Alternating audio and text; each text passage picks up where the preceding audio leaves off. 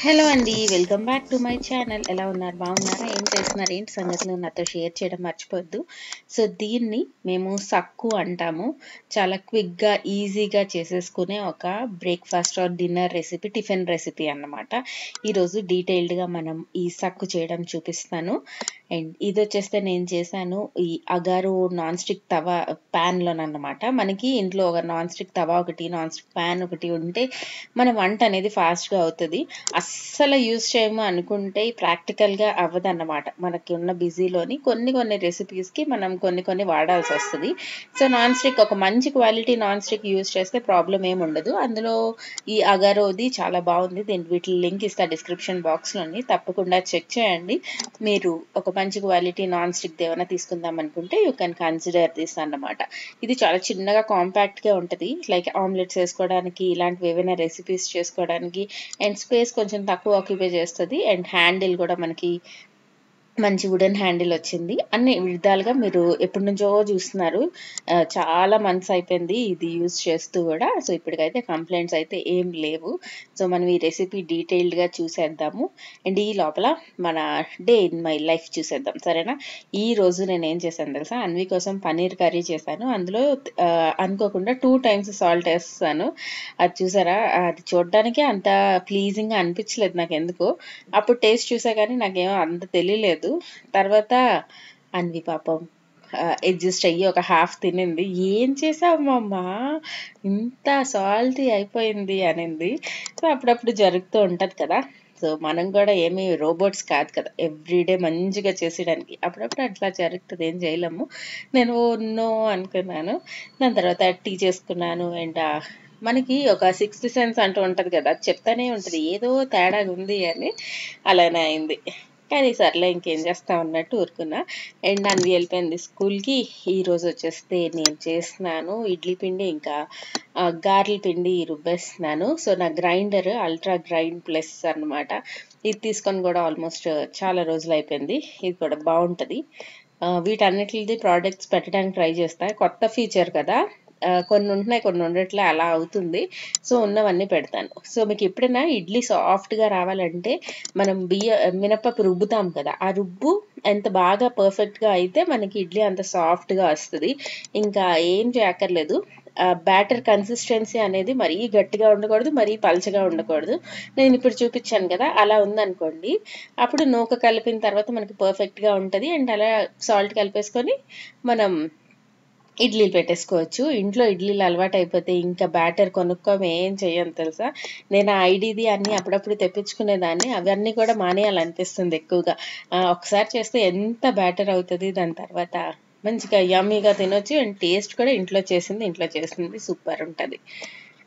And ఇక్కడ మనోడు వాడికి కుక్కర్లు, గిక్కర్లు అన్నీ తీసుకొచ్చేస్తాడు.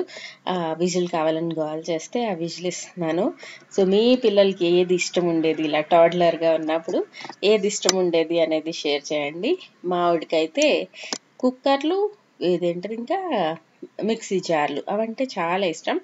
ఒక చట్నీ చేద్దామంటే నాకెప్పుడు దొరకదు. అవన్నీ ఇక్కడ ఎక్కడెక్కడో వాడి బొమ్మల్లో ఉంటే వచ్చి తీసుకొచ్చేయాలి. కానీ ఆహ్, హ్యాపీ అయిపోతాడు చాలా విజువల్ చూసిన వెంటనే.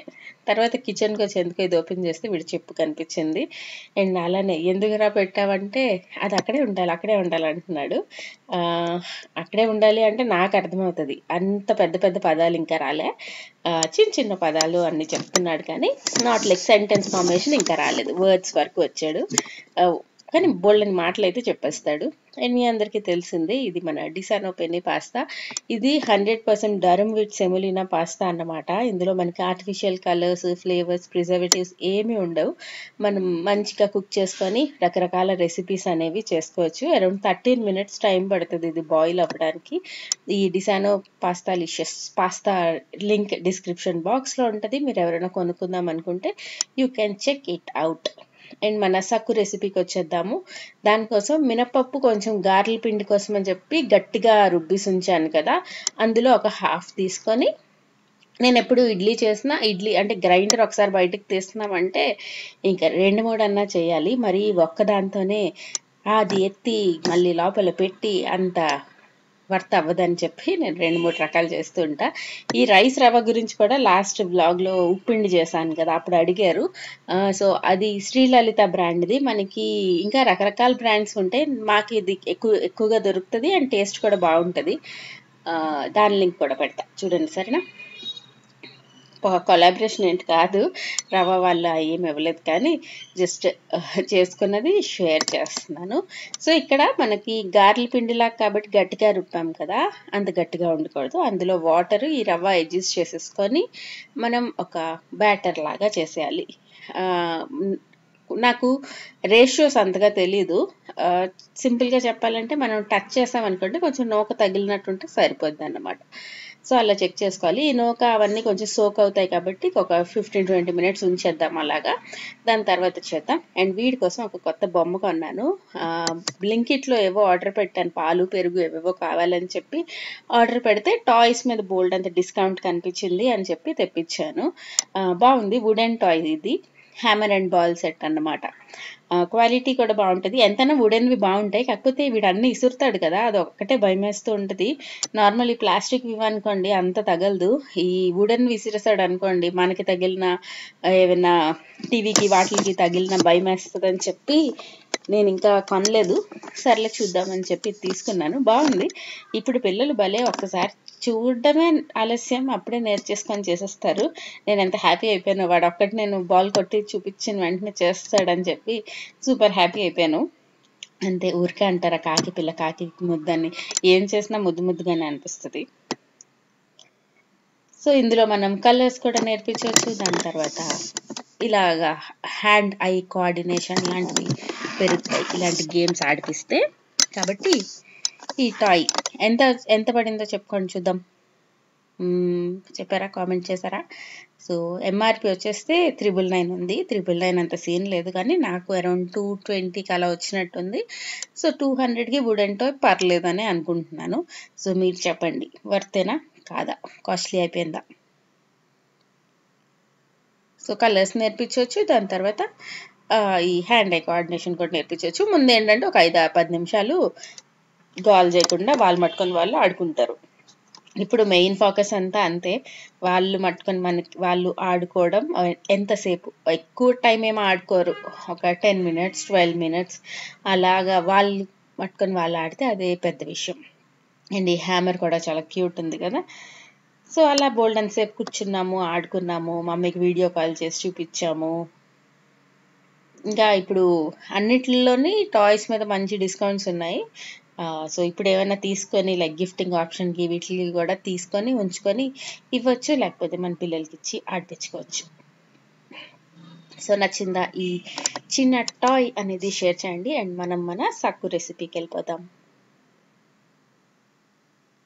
సో ఈ సక్కుకి ఒక చిన్న పోపు పెట్టుకొని మనం సక్కు చేస్తే చాలా బాగుంటుంది. అందుకోసం ఒక మిరపకాయ, కొంచెం జీలకర్ర అండ్ కొంచెం అల్లం, ఇది ఆప్షనల్ స్టెప్ కానీ టేస్ట్ చాలా డిఫరెన్స్ అనిపిస్తుంది. మమ్మీ చేసినప్పుడు ఇలా పోపు పెట్టడం అలవాటు లేదు మాకు చిన్నప్పటి నుంచి. బట్ ఇక్కడ మా అత్తయ్య వాళ్ళ ఇంట్లో, మా హస్బెండ్ వాళ్ళ ఇంట్లో ఇలా చేసేవాళ్ళు. సో అక్కడ తినడం అలవాటు అయ్యాక నేను ఇలానే చేసుకుంటున్నాను. మా అక్కలు చేసేవారు అన్నమాట. సో దానికోసం మనం పోపు పెట్టేద్దాం. కొంచెం ఆయిల్ వేసేసుకోవాలి. కొంచెం ఎక్కువ ఆయిల్ వేసుకుంటే లోపల వరకు మనకి ఆయిల్ వెళ్ళి బాగుంటుంది.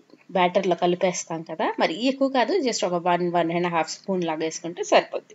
ఇందులో ఆవాలు, మినపప్పు, మనం దంచి పెట్టుకున్న మిర్చి జింజర్ పేస్ట్ అది వేసేసి కొంచెం ఇంగు వేసుకోవచ్చు. ఇంకా మీకు ఫ్లేవర్ఫుల్గా కావాలనుకుంటే ఇక్కడ కొత్తిమీర వేసుకోవచ్చు, కరివేపాకు వేసుకోవచ్చు. సో మన ఇష్టం. సో ఈ పోపు బాగా అయిపోయిన తర్వాత బ్యాటర్లో కలిపేద్దాము. తర్వాత ఏం లేదు, ప్యాన్ మీద వేసేసుకోవడమే.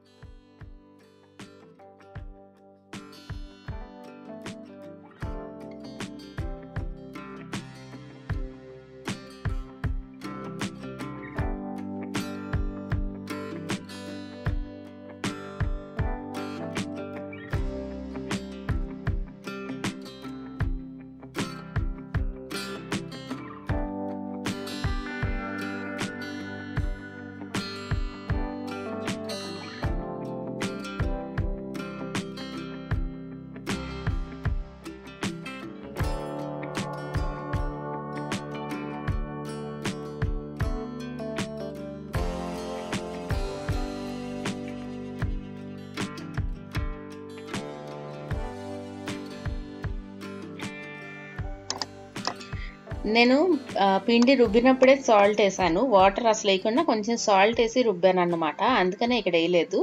సో ఒకసారి దాన్ని బట్టి మనం టేస్ట్ చేసి అడ్జస్ట్ చేసుకోవాలి. పోపు కూడా వేసిన తర్వాత బాగా మిక్స్ చేస్తాం కదా. ఇప్పుడు ఈ నాన్ స్టిక్ కానీ, ఐరన్ది కానీ, అల్యూమినియంది కానీ మనకి ఏది బాగుంటే అది. మంచి క్రిస్పీగా కావాలి అనుకుంటే మనం అల్యూమినియం ఆర్ ఐరన్లో వేసుకోవచ్చు. నాకు ఈ సైజ్ సరిగ్గా సరిపోద్ది అన్నమాట. అందుకని చెప్పి నేను ఇందులో వేసుకున్నాను. అండ్ అంటుకుపోద్దేమో అన్న రిస్క్ ఉండదు. ఐరన్, అల్యూమినియంలో మనకు అంటుకుపోవడానికి ఛాన్స్ ఎక్కువ ఉంటుంది. కాబట్టి ఇలాగ నాన్ స్టిక్ దాంట్లో కూడా వేసేసుకోవచ్చు. సో కొంచెం ఆయిల్ వేసుకోవాలి. అండ్ దాంట్లోని ఫుల్ బ్యాటర్ వేసేయాలన్నమాట. మనకి ఎంత థిక్గా కావాలంటే అలాగా. మాకు మరీ థిక్గా వద్దు. అందుకని చెప్పి కొంచెం ఒక 2-3 ఇంచెస్ లాగా వేసుకున్నా.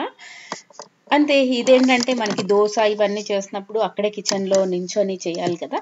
బట్ ఇలాంటి రెసిపీస్ ఏంటంటే మనం క్విక్గా అయిపోద్ది. మనకి తక్కువ పని అవుద్ది, తినడానికి వేడివేడిగా టేస్టీగా ఉంటుంది. ఉప్పిండి అవ్వచ్చు, ఇది అవ్వచ్చు, ఇవన్నీ కూడా చాలా క్విక్గా అయిపోతాయి. అంతే. బ్యాటర్ ఇందులో వేసేసుకుందాం. లో టు మీడియం ఫ్లేమ్లో పెట్టేసి బాగా ఒకవైపు కాలిన తర్వాత దాన్ని తిప్పేసుకుంటాం. ఇలా చిన్నవి చేసుకున్నాం అనుకోండి తిప్పడానికి కూడా ఈజీగా ఉంటుంది. మరి పెద్ద సక్కు చేసాం అనుకోండి తిప్పలేం మనం. సో ఇలా జాగ్రత్తగా స్ప్రెడ్ చేసేసి మూత పెట్టేద్దాము. లో టు మీడియం ఫ్లేమ్లోని బాగా ఒక 10 minutes లా ఉంచామనుకోండి లోపల వరకు కుక్ అవుద్ది. కొంచెం ఒక అట్లకాడ పెట్టి మనం చూసామనుకోండి మనకు తెలిసిపోద్ది. అప్పుడు ఇంకా టర్న్ చేసేసుకోవడమే. టర్న్ చేసేటప్పుడు కొంచెం జాగ్రత్తగా టర్న్ చేసుకోవాలి. సో ఈ రెసిపీ మీలో ఎంతమందికి తెలుసు, మీరేమంటారు అనేది షేర్ చేయండి తప్పకుండా. సో తిప్పేద్దాం. అయిపోయింది. చూసారు కదా ఎంత బాగా వచ్చిందో. తర్వాత కట్ చేసి పీసెస్ లాగా తినేయడమే. చాలా ఈజీ రెసిపీ, బాగుంటుంది. దాంతోపాటు పీనట్ చట్నీ చేసా ఈరోజు. అండ్ ఇక్కడ వచ్చేస్తే మీషో నుంచి ఒక జ్యువెలరీ తెప్పించాను. నేను జ్యువెలరీది చేద్దాం అనుకుంటున్నాను అన్నాను కదా. సో ప్యాకేజింగ్ ఎలా ఉంటుంది అండ్ క్వాలిటీస్ ఎలా ఉంటాయి అసలు నాకు తెలియదు కదా. అందుకని కొన్ని తెప్పించి చూస్తున్నా. సో కొన్ని మీతో కూడా షేర్ చేస్తున్నాను. మొన్న మీషోలో ఏదో సేల్ నడిచింది అనమాట. అప్పుడు అర్ధరాత్రి ఏదో చూస్తూ ఉంటే ఒక పర్ల్ సెట్ బాగా అనిపించి తీసుకున్నా. దాని ఫోటో కూడా పెడతాను చూడండి. అంత క్వాలిటీ అయితే ఏం లేదు. కాకపోతే నేను కొన్నప్పుడు ఒక్క పర్ల్ సెట్ అని చెప్పి కొన్నా కానీ వచ్చినప్పుడు ఎందుకో 2 వచ్చాయి. సో ఈ మీషోలో వీటిల్లో అదే అన్నమాట. కొంచెం అటు ఇటు అయిపోతాయి. ఇది చూడ్డానికి బాగానే ఉంది కానీ చాలా లైట్ వెయిట్ ఉంది. అంటే పట్టుకొని చూసినప్పుడు క్వాలిటీ వావ్ సూపర్ అనిపించలేదు. మీకు పిక్చర్ చూపిస్తాను చూడండి. సో ఇంత బ్యూటిఫుల్గా ఉంది అని చెప్పి తెప్పించుకుంటే అది అంత బ్యూటిఫుల్గా ఏం లేదు. కానీ మరి రిటర్న్ చేస్తే అంత దారుణంగా కూడా లేదు. అండ్ అంతే. మనం మంచి క్వాలిటీ తెచ్చి అమ్ముదాం, సరేనా. సో ఇది నేను అనుకోకుండా వచ్చింది. ఇది ఎందుకు వచ్చిందో నాకు తెలియదు. అది క్వాలిటీ బాగాలేదని ఇది ఇచ్చారో ఇంకో ఆర్డర్ వచ్చేసిందో ఏంటో ఐ డోంట్ నో. బట్ ఉంచేసా. ఇది కూడా బాగుంది, క్యూట్గా ఉంది. సో ఈ బీడ్స్ ఇవన్నీ కూడా చాలా మందికి నచ్చుతాయి కదా. సో దాన్ని చూసి హ్యాపీ అవ్వలేదు కానీ దీన్ని చూసి హ్యాపీ అయిపోయాను. సో అలా నడుస్తుంది. సో ఈ సెట్స్ బాగున్నాయా ఏంటి అనేది షేర్ చేయండి. అంతే. అయితే ఇంకా నేను కలుస్తాను మిమ్మల్ని ఇంకో మంచి వీడియోతో. Subscribe, like and share. Bye bye. See you all in next video. Tata.